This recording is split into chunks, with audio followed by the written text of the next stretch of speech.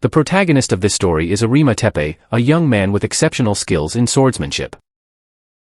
As usual, in the morning, Teppei practiced diligently, perfecting his techniques with great dedication. After finishing his training, Teppei then had breakfast with his parents before heading off to school. While enjoying breakfast, shocking news was broadcast on television. A famous family had been murdered the night before, around 7 p.m., on a street in the Shibuya district. A local resident named Seiko, aged 40, had also been involved in a traffic accident that police said resembled a murder that had occurred a year earlier in the same town. Teep's parents were visibly shaken by this news and asked Teppei how he would act if faced with a similar situation.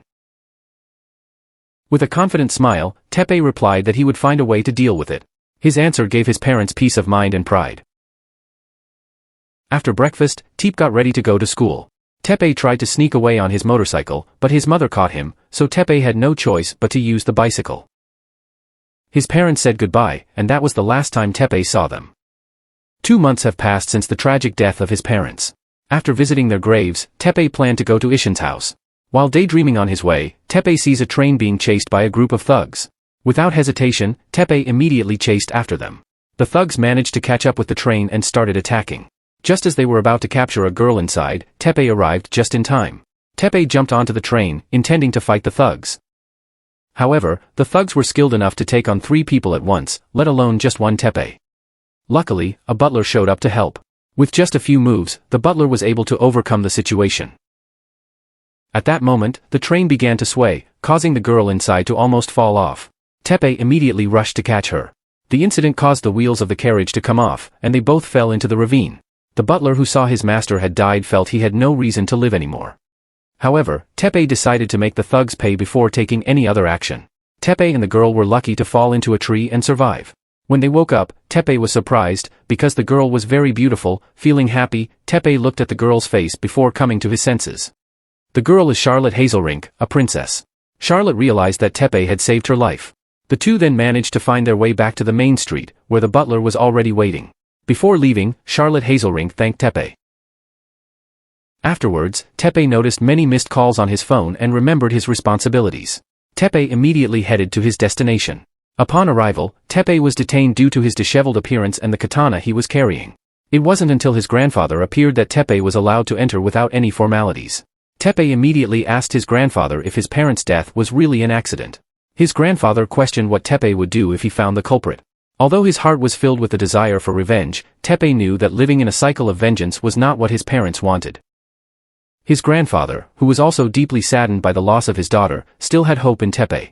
His grandfather asked why Teppei had come so late and under such circumstances. Teppei explained that he had just saved someone, and his grandfather burst out laughing, saying, "That's good. No need to change clothes. There's nothing to hide." Teppei then attends a party thrown by his grandfather, where Teppei is introduced to everyone as the future leader of the Arima group. Teppei's unkempt appearance made many people laugh and mock him. His grandfather explained the situation and asked Teppei who Teppei had saved.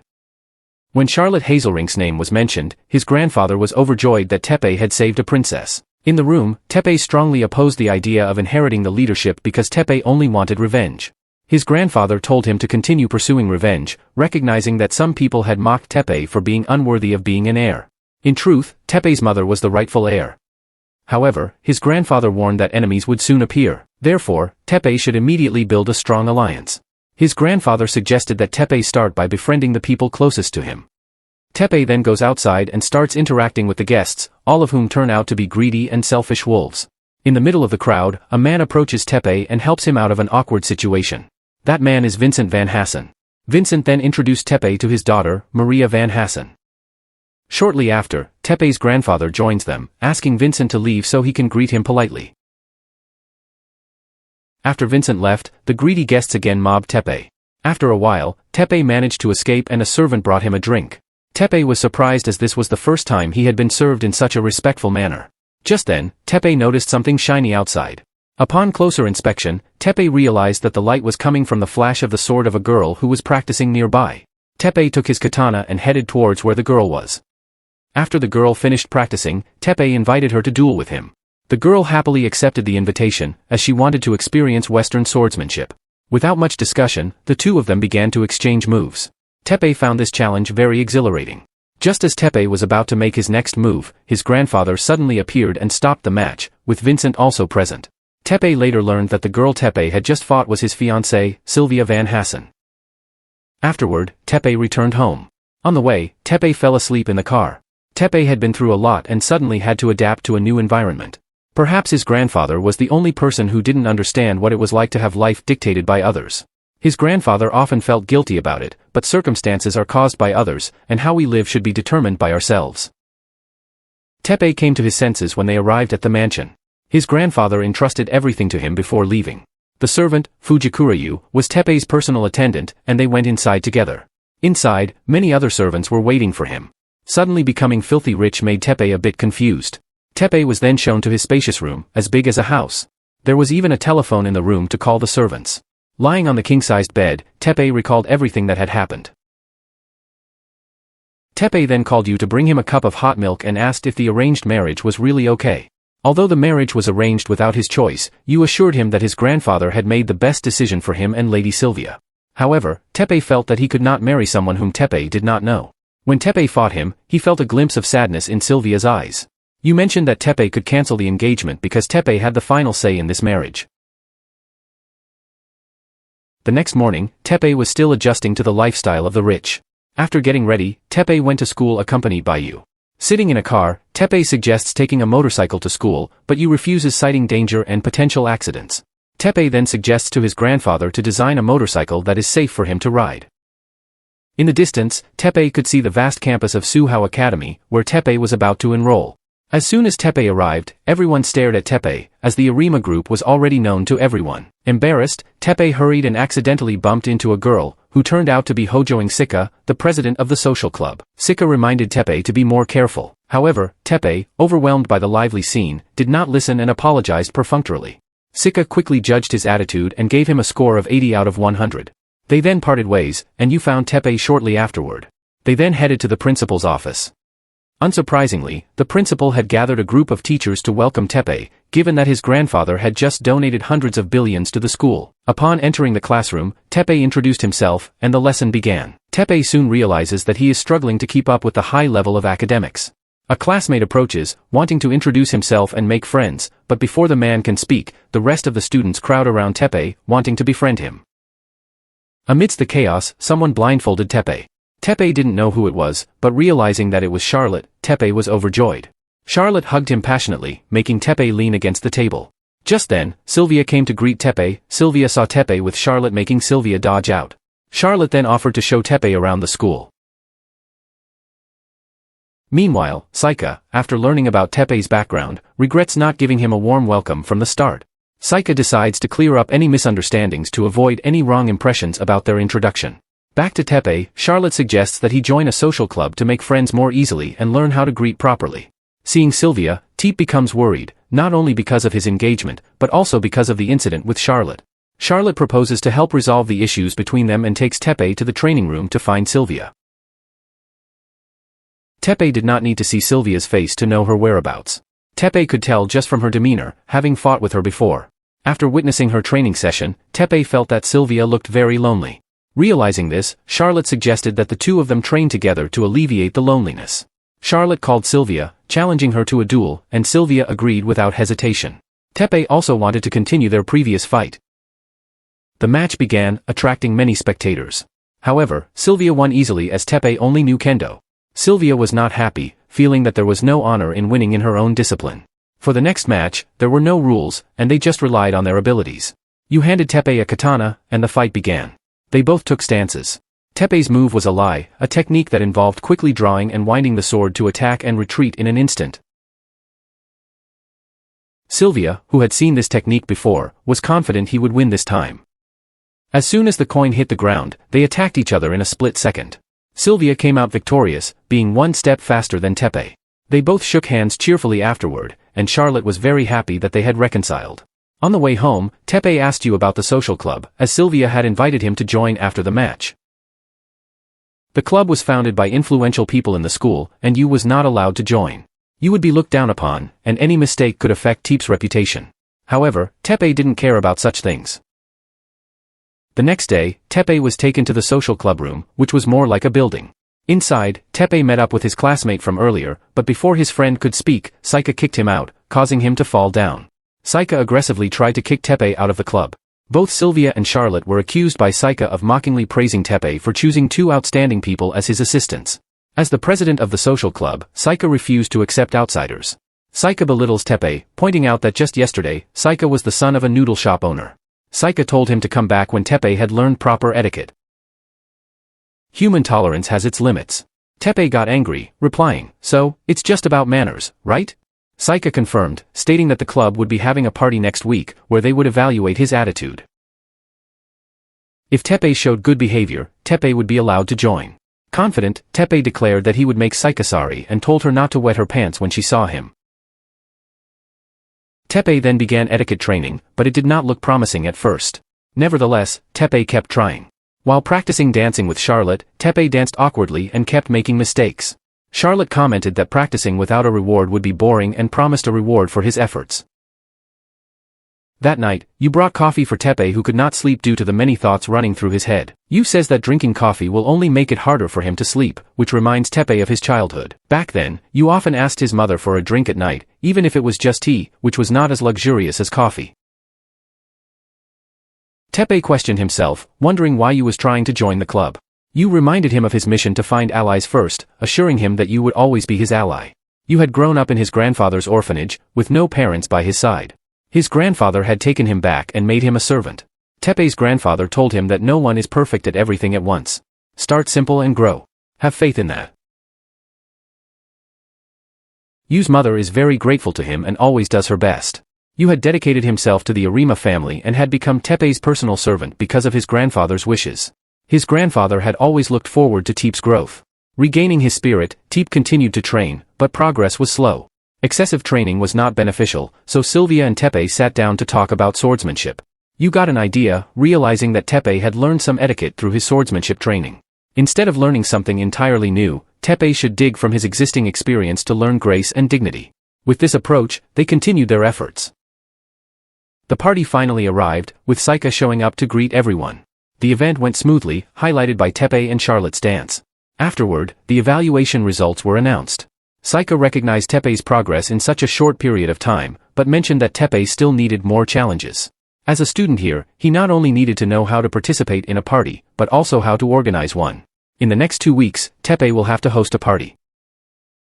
After evaluating the event, they would decide if Teppei met the standards to join the club. The next day at her house, Saika felt restless and couldn't understand why Saika couldn't get Teppei out of her mind. Meanwhile, at Teppei's mansion, the special motorcycle that Teppei requested from Yu has arrived. This high-tech motorcycle was developed by the company's technology and development department and was designed to never flip over. Teppei has tested it and confirmed that it does indeed not tip over, but still asks for it to be returned. As for the club, Teppei was confused as he had never hosted a party before. Although Teppei had attended birthday and Christmas parties, organizing one was an entirely different challenge. Teppei wondered why Saika wasn't coming today. His friend explained that Saika, the only daughter of Mr. Hojoin and the top designer at Weika, had a very busy schedule. Saika is an amazing person, but doesn't like to show it. Teppei agreed, and said that if Saika was less noisy, Teppei would respect her more. Just then, Saika walked in and heard everything. Saika called Nizu, ordering him to accompany her to the exhibition the next day, followed by an interview. They wanted to hear about her school life from a classmate's perspective, and Saika had no choice but to choose her. Nizu, who misinterprets the invitation as a date, is promptly punched by Saika, sending him flying into the wall. On the way home, Teppei wondered why Saika was being hostile towards him. Teppei questioned whether Saika considered the entire Arima family as enemies. Yu suggested that his grandfather was the right person to answer that. Without thinking, Teppei and Yu decided to meet his grandfather immediately. Upon arrival, Teppei and his grandfather talked. His grandfather asked him many questions about school and his friends. Teppei assured his grandfather that everything was fine and said that Teppei and Sylvia had become friends since their engagement. Teppei then asked his grandfather about Saika. Meanwhile, at school, Teppei fell ill from staying up late to memorize Saika's answers. Nizu eventually passed out and asked Teppei to deliver a note to Saika. Saika was surprised to see Teppei. With the interview time approaching, Saika asked Teppei to quickly change and accompany her. As the interview began, Saika kept stepping on Teppei's foot, which frustrated him greatly. The two ended up getting into an argument with their feet. The interviewer then asked Teppei about his impression of Saika, although it was initially negative. Teppei observed that Saika was a very responsible and honest person. Saika did not expect to gain or lose anything and always completed his tasks thoroughly. Saika would often say, "Follow me," because he believed he was on the right path and was able to recognize talent around him. As a student and designer, Saika never boasts. After the interview was over, they went out for a meal. Teppei then told me about the reason behind Saika's dislike for her family, the Arima family. Going back to Teppei's conversation with his grandfather, Teppei learned that the founder of the Hojoim media conglomerate once worked in the personal financial information department of the Arima Group. During the post-World War II period of rapid development, the founder never returned home and worked tirelessly. His wife was lonely and engaged in an affair with Teppei's grandfather. When this came to light, founder Hojoim expelled her from the Arima family, which caused a rift between the two parties. In addition, the Saika brand was removed from stores owned by the Arima Group, not for business reasons, but due to Teppei grandfather's interference. Newspapers spread misinformation about the Saika brand, and Saika blamed Teppei and his grandfather. Therefore, he felt compelled to fight them as his enemies. Teppei then handed a letter to Saika. When Saika opened it, Saika discovered that the letter was an order form from the Arima Group, signed by Teppei. Teppei had asked his grandfather to arrange it the previous day. His grandfather regretted what he had done to Saika, but it was very difficult for him to apologize in person. The only way to regain the leading position in finance was for Teppei to supply goods to all the members of the conglomerate. Only in this way could he hope to gain forgiveness. After hearing this story, Teppei wondered what else Teppei could do. Teppei felt bad that Saika hated him for something Teppei didn't know and hoped that Teppei would continue doing business with his shop. Saika, happily, accepted the contract and they celebrated together. At school, Charlotte and Sylvia were also very happy for Teppei because Teppei had resolved a long-standing conflict. Teppei had joined this world by chance, but now Teppei thought there might be something better Teppei could do. The next day, Nizu invited Teep to gather for the summer to thank him for the interview. The more Teep refuses, the closer Nizu gets to his face. With no other choice, Teppei had to agree. Nizu mentions that Teppei is planning a party and says something that embarrasses Teep, making his face turn red. It was unacceptable for a high school student to behave like that. Nevertheless, it meant that Nizu could see everything that was going on, and the two boys were very happy as they discussed the plans. Meanwhile, at the social club, Charlotte wanted to borrow Teppei from Sylvia. Sylvia didn't refuse since they didn't know each other, and Sylvia hadn't spoken much to Teppei lately. Charlotte also asked Sylvia to keep it a secret if Charlotte goes out with the butler, promising to contact Sylvia if Charlotte disappears. At home, Sylvia clarified her relationship with Teppei, saying that they were just regular sparring partners. Her father understood and wished for her happiness in a peaceful country. If they can both find happiness, it doesn't matter if they forget their homeland. Sylvia then asked to go home early and call Charlotte, but Sylvia couldn't bring herself to say what she had to say. The next day, Charlotte and Teppei left together. Teppei wanted to go somewhere where he wouldn't feel restricted as he was always accompanied by bodyguards and butlers. Teppei asked if it was okay since she was a princess. Charlotte assured him that everything would be fine because Teppei was by her side. They then had fun together. At the aquarium, Charlotte wanted to take home a penguin, but that was obviously not allowed. Later in the pet area, a dog kept licking Charlotte and Teep wanted to try it too. After playing, they enjoy takoyaki together. In the afternoon, they look at the ocean. Charlotte asks if Teep's household chef makes takoyaki, to which Teep replies that they don't have a chef. His mother usually does the cooking and always makes delicious food. Charlotte then took Teppei for a ride on the Ferris wheel. Charlotte admires him because she can feel the love that Charlotte has for her mother from the way Charlotte talks about her mother. Teppei admits that he loves his mother very much and mentions, probably for the first time to anyone, that his parents have passed away, which is why he is here now. Charlotte tells Teppei not to say that Charlotte loves them, because they are still alive in his heart as long as Teppei is alive. The love Teppei has for his loved ones will never be a part of the past, and the two become even closer. When Charlotte catches a cold, Teppei muses that winter in Japan is actually not so bad as there are many things to enjoy together. Charlotte agrees and asks Teppei to promise to make winter a pleasant experience so that Charlotte can love it. Teppei firmly made the promise. Charlotte then asked Teppei if he would marry Sylvia. Teppei, with uncertainty, replied that he wasn't sure yet. Charlotte revealed that Sylvia was a wonderful person. When they were little, they often played together, and during that time, Sylvia's mother died in an accident. They were still too young to understand what happened. Tepe once thought that rich people could do whatever they wanted, but after experiencing various situations with his grandfather and Saika, and seeing Charlotte and Sylvia's lives, Tepe realized that their lives seemed complicated and lonely compared to his own. However, not all rich people live like that. It seems that poorer people may have better lives. As they were returning home, Tepe came up with the idea of throwing a party. Tepe wanted to organize an unforgettable event for everyone. At that moment, Charlotte suddenly hugged Tepe. Charlotte wanted Tepe to promise one more thing: no matter what happened, Tepe should never forget her and should keep her in his heart forever. Finally, the day of the party arrived. Tepe gathered everyone at the train station. They would all stay together at a hot spring inn because Tepe wanted everyone to relax like ordinary people. Sylvia asked why Tepe had chosen a hot spring, and Tepe simply said that he felt the need to do something special. With that, everyone departed. First, they passed through the ticket gates. Since it was the first time for Charlotte and Sylvia, they were still a little awkward.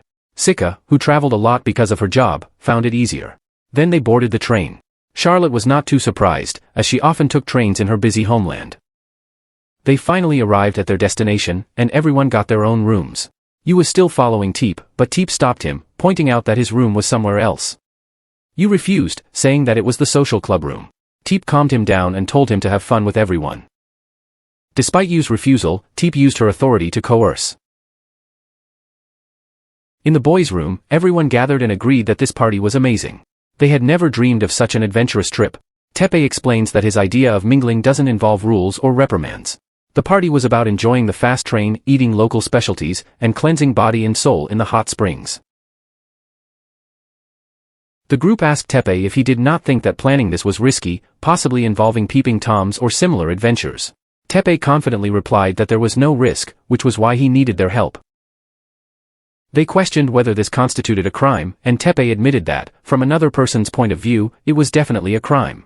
They joked that they were the most despicable criminals, but Tepe assured them that it didn't matter because they were the lucky ones. Tepe plans to pretend to go into the wrong bathroom, hoping they will forgive him. Mizu begs Tepe to share his fate and power, and Tepe agrees, suggesting a 70-30 split. However, Tepe's principle is fairness, so the split is 50-50. And so, off went the group of lucky perverts. Meanwhile, the girls were getting ready to go to the outdoor hot spring. Yu, who felt lost without his responsibilities as a servant, cowered in a corner. Then, everyone set off for the hot spring, with Sylvia excited as it was her first time enjoying a hot spring with friends. The lucky perverts were also ready. The young man with glasses, who couldn't help himself, rushed to the front and immediately returned, having received a blow. The remaining three stood in silence for a moment to remember their fallen comrades before continuing the mission. In accordance with the plan that had been drawn up, they crept carefully towards the women's hot spring. However, as they got closer, a thick fog enveloped the area. Tepe signaled to his large companion, declaring that the time had come for glory. However, before his companion could act, he fell into the trap. With no time to lament the incident, Teep urged Nizo to move forward, but a similar fate befell him. Tepe, now panicked, continued on alone. However, after only 3 steps, he too was caught in the same trap. At night, the children gathered to observe the stars.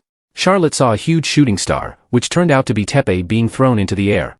Of course, they are all caught and punished by Saika, who forces them to eat until morning. However, Sylvia speaks up, and Saika agrees to be more lenient on the condition that if Tepe can win a game against her, then Saika will relent. They enjoyed the various games. By nightfall, everyone was tired and ready for bed. Tepe, with an inexplicable feeling, felt the need to connect with the people around him. On the female side, Sylvia was very happy to be sharing a bed with someone again, as was Charlotte. They all remembered this kind of atmosphere when they were young. Saika also promised to write her recommendation next week. Tepe had succeeded in bringing everyone together, and although Saika was reluctant to admit it, Saika was grateful to Tepe for solving last year's problems. Sylvia and Tepe were able to understand each other through their swordsmanship. Tepe is someone who does not follow a predetermined path, and everyone agrees that they appreciate that trait. Charlotte asked Sylvia if Sylvia would marry Tepe, but Sylvia replied that she wasn't sure, as she didn't want to ruin their friendship. Everyone knew that one day Tepe would fall in love with one of the 4 girls, or perhaps someone else. However, regardless of the choice, none of them harbored any resentment or jealousy. They all made that promise together. The next day, the high-tech development department of the Arima Group put their heart and soul into this new project and presented it to Teppei. The motorcycle was this time equipped with additional stabilizing legs, but it was still returned. At school, Teppei cheerfully covered Charlotte's eyes. Charlotte immediately recognized that it was Teppei, as Charlotte knew no one else would dare to do that to a princess. Seeing the two of them happy together, Sylvia remembered the promise they had made together. Suddenly, the butler burst through the door, having received reports that the princess's disappearance was Teppei's doing. The butler came to deal with the matter. Charlotte protested, saying that Teppei was not a louse, but rather the man she loved, surprising the butler who urged her to reconsider. Ignoring his request, Charlotte hugs Teppei even tighter, making the butler angry and attacking. Teppei and Charlotte hurriedly fled. Although the butler was strong, age had caught up with him, and the butler soon tired, allowing them to escape. Charlotte sprained her ankle during their hasty escape, so Teppei carried her to the hospital. Teppei apologizes, feeling responsible for her injury. Charlotte assures him that it's okay and says that if Teppei still feels guilty, Charlotte would like to have dinner at Arima Tower just once, to which Teppei agrees. When they arrived at the hospital to bandage her ankle, flower petals started falling outside. Everyone rushed to see a hot air balloon with someone parachuting in. Sylvia recognized him as Hartmann Bezelheim, a royal businessman from Hazelink. Hartmann came over and kissed Charlotte's hand. They knew each other because Hartmann had ties to the royal family and did business with the Arima Group. Hartmann at the time had a significant investment in the Arima Group and was also Charlotte's fiancé. That afternoon, Hartmann said goodbye, saying that he would stay in Indonesia for a while before leaving. Sylvia confessed that she did not know that Charlotte had a fiancé, but noted that Charlotte seemed reluctant to mention it. Noticing the tension, Sylvia left Charlotte and Teppei alone, noticing the awkward atmosphere. Teppei brings up their dinner plans, which puts Charlotte in a better mood. At Sylvia's house, Sylvia hears from her father that the Flemish nation is on the verge of chaos. If things continue like this, the disappearance of the country is no longer unimaginable. The situation seemed dire. The next day at the social club, Sylvia and Charlotte had a conversation. Charlotte apologized for hiding the truth about Hartmann. Sylvia refused, saying that Sylvia did not care about Hartmann, but rather about the royal family of Bezelheim and her home country. The Flemish royal family was secretly building a nuke, something that not even her father knew about. Charlotte was also unaware of this. According to Sylvia's father, this was most likely triggered by a third country. The problem is that they don't know which country is involved, which could disrupt alliances between countries. Saika heard everything, but had no intention of telling. As a form of apology, she provided some information from her uncle. Although it has not been confirmed, there are reports that something significant will happen at Arima Tower tonight. The exact nature is unclear, but it seems ominous. Later, Charlotte receives a message from Teppei asking her to meet at Arima Tower that night. As Charlotte sets off, a mysterious figure follows her. At the tower, Teppei is talking to the staff to book a room. Hartmann arrives to meet Teep's grandfather. They chatted for a while before Hartmann said goodbye. Teppei returns to his room, unaware of a missed call on his cell phone. Hartmann then meets with Teppei's grandfather, who asks him to wait as someone else will be joining them. Shortly after, Vincent arrived, representing the Flemish at the meeting. Discussions began, focusing on the cooperation agreement between Hazelrink, the Flemish, and the Arima Group. It was originally to develop a large tourist area in the neighboring region. However, one of Hartmann's close aides conspired with a third country. The aide refused to admit who the aide was working for. Their goal was to build nuclear weapons near the tourist area, aiming to destroy the friendly relations between the two countries. They planned to first put suspicion on the Flemish, and then make it appear as if Hazelrink was continuing to build up her military. This plan is very simple, and will only fool the children. Nevertheless, Hartmann had to take responsibility for letting people act on their own. Hartmann acknowledged his mistake, but noted that Hartmann had significantly facilitated the investigation. First, everyone should fully trust the members of the Arima Group in Japan. Charlotte, who had an appointment with Teppei, arrived at the tower but could not find him. Meanwhile, Teppei is practicing at the mansion. Yu reminds him of his messages, and Teep realizes that Teppei has left his phone on vibrate. Charlotte also received a message.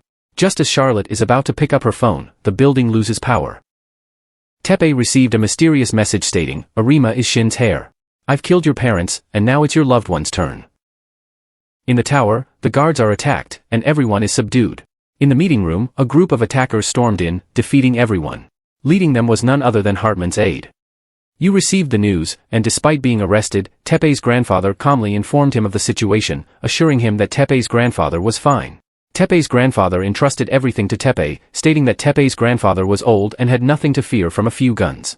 By holding money and power, one will understand how close the danger is. You received a report that there was nothing unusual inside or outside the building except the Arima Tower. The monitoring system was down, making it impossible to know what was going on. Teppei tried to call Charlotte but could not reach her. Meanwhile, Charlotte was suddenly attacked. At first, she thought they were going to torture her, but their leader had no intention of hurting her. The two henchmen praised her for being so cute, stating that they were only carrying out their mission. If she didn't resist, nothing bad would happen. While the leader spoke, the two henchmen glanced at Charlotte's beauty. Charlotte finally agreed to their terms. The leader ordered them to tie her up, but the two henchmen hesitated, fearing they would hurt her. Charlotte breathed a sigh of relief, feeling reassured that they were the good guys, who humiliated the two henchmen while the leader felt helpless. The reason for their attack was very simple. Many people did not regard Arima's group as a great group. Naturally, they banded together to act on behalf of their comrades. As long as Charlotte did not interfere, they would not harm her. However, if anyone tried to interfere, they would be stopped by any means necessary. When the appointed time came, the group turned on the radio. A widespread communications blackout occurred in Roppongi, and the news reported it as a simple power outage. This was because Saika had successfully prevented the news from spreading. Saika proceeded to the next step. The soldiers reported that someone had accessed the building's information network from outside. That person was none other than Arima's IT team, which was trying to counter the attack. If the attackers managed to break through, Arima's system control would fall into the enemy's hands, revealing their location. However, the I.T team was highly skilled, making it difficult for the attackers. After a while, you regained control of the camera. Before you could check it, the lone wolf on the other side skillfully blocked it again.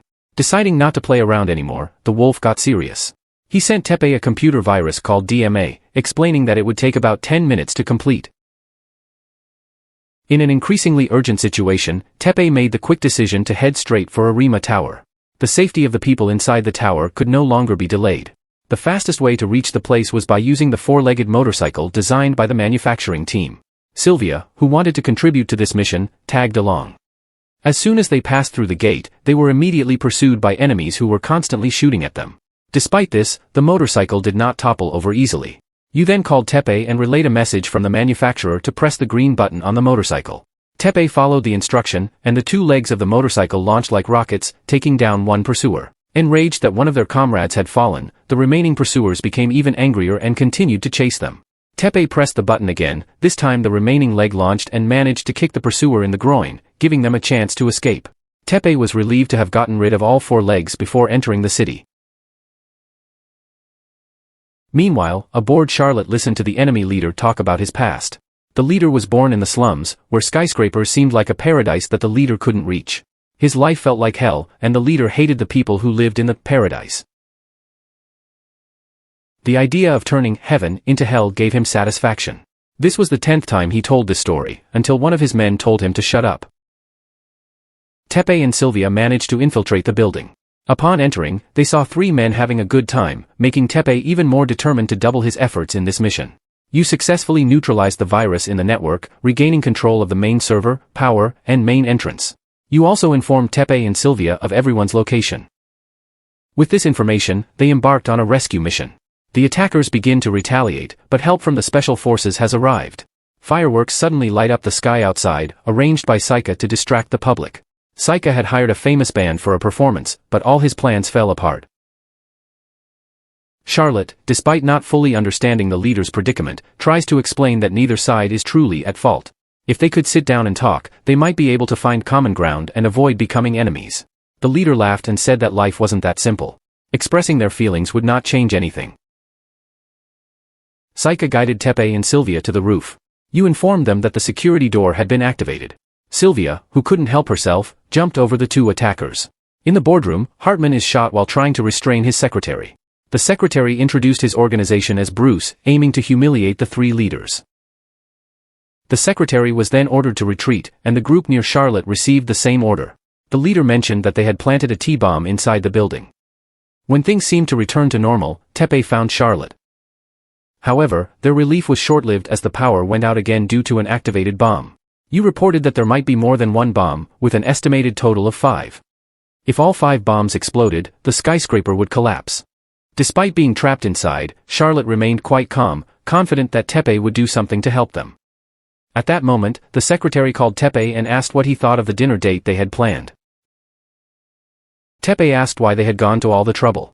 The secretary simply replied that since Teppei was rich, they wanted to withdraw money from the bank which they called a fortune. You reported that there was nothing that could be done with the virus, and there was only one way left, formatting the entire Arima Corporation, including the Arima skyscrapers. If they did so, all the viruses would be wiped out, but all of Arima Corporation's data would also be lost. You asked how long it would take to regain control of the skyscraper system if the virus was successfully eliminated from the server. It took about 20 minutes, and Teppei decided to format it. The company's data was no longer important, as it was already in their heads. The bomb disposal team found the first bomb, and others began to be found as well. For this simple device, disarming the bombs wasn't too difficult. The problem was the race against time. Simply put, the time it takes to cut the power and regain control is 20 minutes, after which there are only 10 minutes left before the bomb explodes. For bombs in art galleries and shopping areas, nearby bomb disposal teams will have enough time to deal with them. However, they would not have enough time to reach the devices on the upper floors of skyscrapers and trading floors. Sylvia decided to go to every floor of the skyscraper. If she entered from the roof, Sylvia would have enough time. Charlotte was her childhood friend, and Teppei was also her fiancé. Then, Sylvia and Saika set off towards the location of the last bomb. Unfortunately, there is no bomb disposal team available there. Even if they manage to regain control, they won't have enough time to reach the bomb. Teppei received the information, and Teppei would be the one to deactivate it. Meanwhile, the plan to format the data was finalized, and you began to do so. On the way to the location, Charlotte met two soldiers who were very happy to see her again. Charlotte asked them to let her pass, and of course, they couldn't refuse. When Charlotte arrived at the location, the security door was still firmly closed. Teppei decides to break it down, but his efforts are unsuccessful. Meanwhile, inside the helicopter, Saika has no idea that Teppei is Sylvia's husband. Sylvia reveals that Sylvia loves her mother very much, even though Sylvia didn't cry when her mother died when Sylvia was a child. Back then, Sylvia was too young to do anything. However, now Sylvia can do something. On the other hand, Saika has been in love with Teppei for a long time, although Saika often makes him angry and is considered useless in many ways. While Teppei was still trying to open the door, Charlotte used a chainsaw to speed up the process, given that they were in a shopping area. After successfully opening the door, the two of them continued inside. Vincent and the old man were having a conversation. Hartman is Princess Charlotte's fiancé. Regarding Hazelrink, they will tell them both, but it will be easier if it is talked about first. After successfully defusing the last bomb, everyone regrouped. However, before they could celebrate their success, Sylvia announced that Hartman had been killed while trying to save her father and Teppei's grandfather. Charlotte also expressed her feelings, saying that from the start, she didn't really like him. However, Charlotte was forced to marry him and always tried to like him. At this point, a car arrives to take Charlotte back to the mansion. Charlotte asks to leave first and says goodbye to everyone. However, to everyone's surprise, Hartman is in the car. Later, you arrived to pick her up, and everyone was very happy to see each other again. At that moment, Vincent asked where Charlotte was, as her bodyguard would be arriving soon. The three of them were shocked to realize that Charlotte had been kidnapped. Meanwhile, with Charlotte, the car suddenly stopped, and the secretary got in and drugged her. Back at the skyscraper, the kidnappers who kidnapped Charlotte are the same people who kidnapped her earlier. Airport cameras have captured images of suspicious people. Hartman was still alive, which meant this was all a trap. They had been fooled so easily. Teppei wanted to set out to save her, but Vincent stopped him because this matter had international implications. As a result, everyone's mood is heavy, especially Teppei, who feels helpless after promising to always protect Charlotte. At school, Nizu couldn't do anything to help either. No matter where Teppei went, or what he did, the image of Charlotte was always on his mind. Eventually, Teppei realized that his heart had a space reserved for Charlotte. Meanwhile, Charlotte wakes up and meets with Hartman, who tells her that Hartman will destroy Arima's family, especially Teppei, as Teppei is the heir. Hartman intends to drive Teppei's grandfather to despair, as his grudge against him is great. Hartman not only wanted to humiliate Teppei's grandfather, but would also show the grandfather's shameful face to the world, before taking everything away from him. After that, Hartman escorted Charlotte and left. Coincidentally, the guards were the same two soldiers as before. They loosened her bonds so she wouldn't be in pain, and even brought her takoyaki. At the mansion, you had found the location of Charlotte, who was being held on a national passenger ship. When Teppei returned home in a sad state, Saika was waiting for him there. Vincent had told him that the situation was no longer manageable for them. Saika was angry and asked why Teppei no longer lived with the courage that Teppei had always shown. Saika asked what Teppei really wanted to do, and then suddenly kissed him. Before Tepe could react, Sylvia appeared with sadness on her face, remembering that Tepe was no longer the person she knew. Sylvia reveals that Charlotte is in Russia, and Sylvia will return to her country to rescue her. Sylvia asks Tepe for help, but seeing his sad state, Sylvia may not need it anymore. Sylvia then leaves first. Inside, Saika and Sylvia ask you to convince her to help them, as Sylvia needs someone to comfort her. In his room, Tepe was still very sad. You came over and rested his head on her lap, trying to comfort her. On the train, the three of them played cards to pass the time. One of the soldiers tells Charlotte about their route to Russia and Hazelink. At Sylvia's house, Sylvia confronts her father, who opposes her decision to save Charlotte. Back on the train, the two soldiers are happy that they will soon arrive and Charlotte will have a bath. The two of them even fight over who will help scrub Charlotte's back. Meanwhile, Hartman asks his secretary if she leaked the train's location on purpose, as it was a trap Hartman set to lure Tepe. At Tepe's place, Tepe meets his grandfather who gives him money and tells him about some people. His grandfather gives Tepe a katana and entrusts the future of Arima Corporation to him. Tepe accepts it and begins his journey. At the airport, Saika comes to see Tepe off, but has not said anything since her arrival. Saika wondered if Tepe would come to rescue her. On the plane, Yu begins to explain the situation, that Charlotte is heading east on an uncertain train. It was discovered that Hartman was responsible for this situation. This train is a connecting train from Hazelrink to neighboring countries, and it has become an international problem that requires a well-planned strategy to solve effectively. Felmish had also received requests from 2 knights in the region. Finally, Tepe arrived in Felmish, Sylvia's homeland.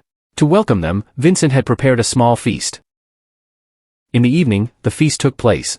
Tepe and Sylvia looked at the scenery outside together, although it felt a little strange to have a party at such a sensitive time. Sylvia explained that her father always threw parties when something serious happened, to gather everyone together regardless of their social class. Since her mother passed away, Sylvia had never had a hot spring party. The first time they met was at a party like this. It had been a long time since they last practiced swordplay together. They started practicing again. During their match, Sylvia asked about Tepe's birthplace. A narrow alley with tangled wires, a real nuisance living under the railroad tracks. However, Tepe liked it very much, and so did Sylvia. Despite the country's many hardships, Sylvia still loves her homeland and has done her best for the country. Sylvia ends the match by saying that today's match doesn't count because Sylvia doesn't like a man who loses twice. Then, unexpectedly, Sylvia kissed Tepe and asked him to save Charlotte. The next day, they received confirmation of a satellite image that identified the train in question. If the train kept going, it would soon enter Felmus. At that moment, everyone was determined to save Charlotte. Then the train appeared, and everyone prepared. Tepe rode his motorcycle over, and the cavalry and artillery began to attack. However, it wasn't Tepe. It was Charlotte's butler who made the diversion. The butler stormed into the train to fight. According to the plan, Tepe had infiltrated the ship's deck to take control of the driver. The cavalry arrived, forming a pinching movement, while the butler fought off dozens of special forces soldiers. Charlotte is captured by the secretary, who uses her to threaten Tepe.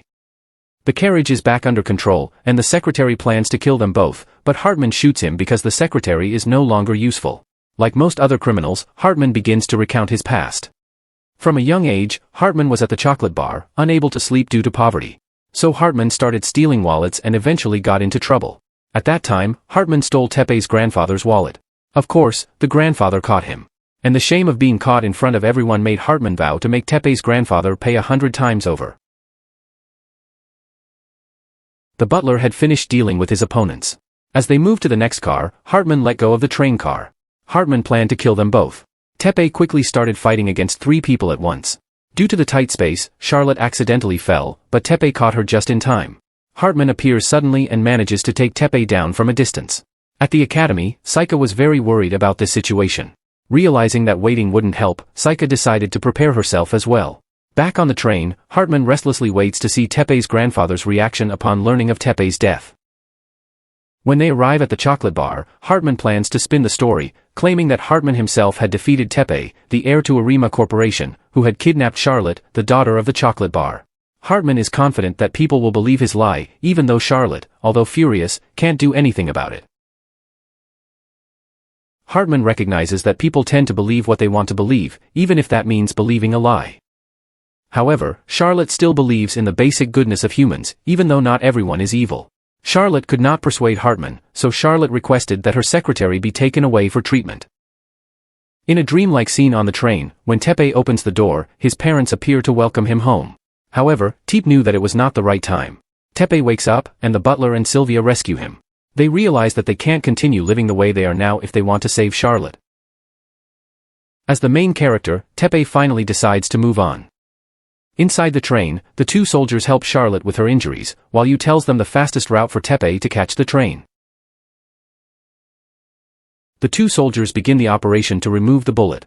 They assured her that they both came from the academy, not because they were bad students, but because they couldn't afford the tuition. They became mercenaries after seeing an online recruitment ad. Charlotte apologizes for not being able to do anything, but Teppei says that her presence alone is valuable enough. Teppei manages to sneak onto the train, and Charlotte rushes to find him. Hartman also arrives, and finally, the two face off.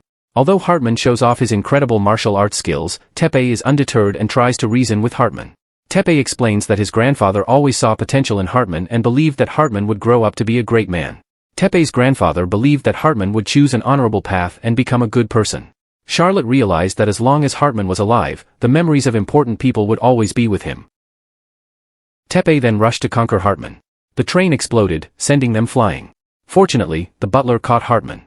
Hartman was captured and thrown into the river by the butler, while Sylvia managed to capture Teppei and Charlotte. Finally, everything ended well, and a celebration party was held. Teppei thinks about how his life would have been different if his parents were still alive or if Teppei had not met Charlotte. However, Teppei realizes that all the choices he made brought him to this point, with no regrets.